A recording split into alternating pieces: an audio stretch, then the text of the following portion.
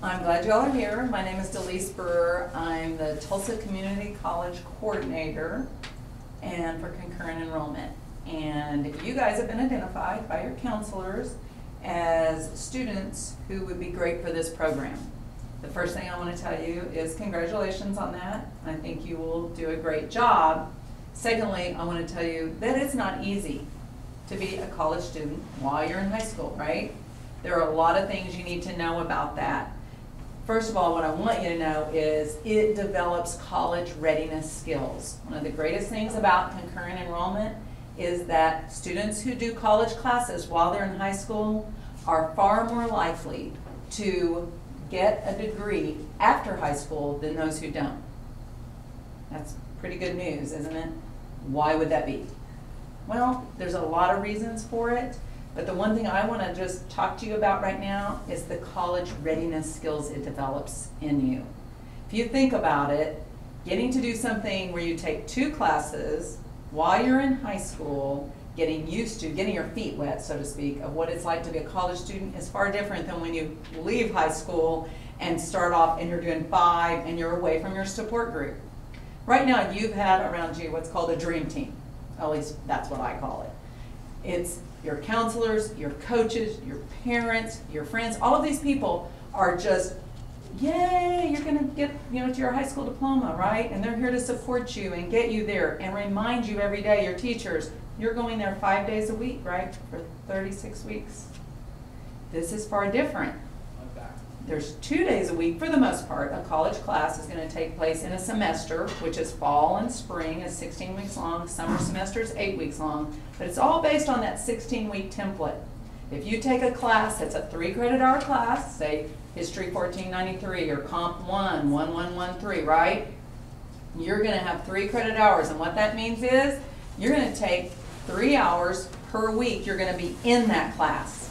So let's just say on Monday, Wednesday, Comp 1, you do a 8:30 to 10 o'clock class on Monday. You're going to do that same hour, 8:30 to 10 o'clock on Wednesday, correct?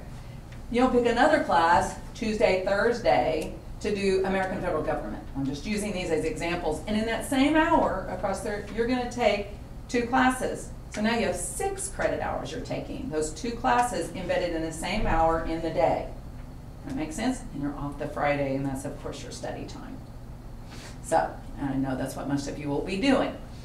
Anyway, that's how you do a college schedule. Now, that's a little different because, first of all, college professors don't operate like high school instructors. College professors expect you to read a syllabus, and that's the contract they have with you at the beginning of every class. If you hear me say something, hear me say this. When you walk into a college class, before it even starts, click on the link. You're going to have a blackboard that you go into, and you click it on and find the syllabus, and you read it thoroughly for every class you ever go to in college. That's vitally important because that tells you what that instructor, that professor, is going to do in that class. Major assignments, major papers due. How do they count absences? Do they give participation points? What about makeup work? Because guys, your scores are very important. It not only counts, of course, on your college transcript, which goes with you everywhere. This is now a permanent record. It also counts as your eligibility for what? Sports. I don't know what all they use it for here at Bixby, but if you are required to show your eligibility, it's going to count on that. So you need to make sure that you're taking it seriously. But what you need to know is you're only going twice a week. So there's going to be work outside of class that you can't do just the night before. They're not going to maybe remind you of all the things you need, okay?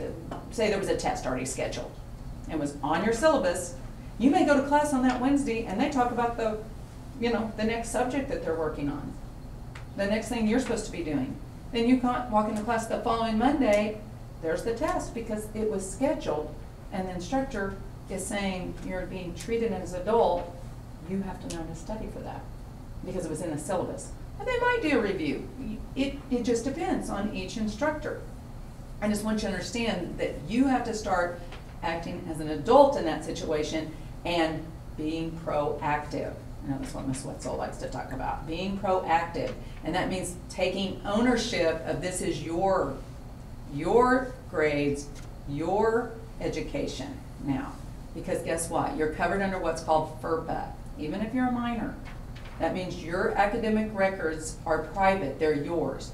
The college professor is not allowed to talk to your counselor, your coach, your parents, anybody, not allowed. They will not do it.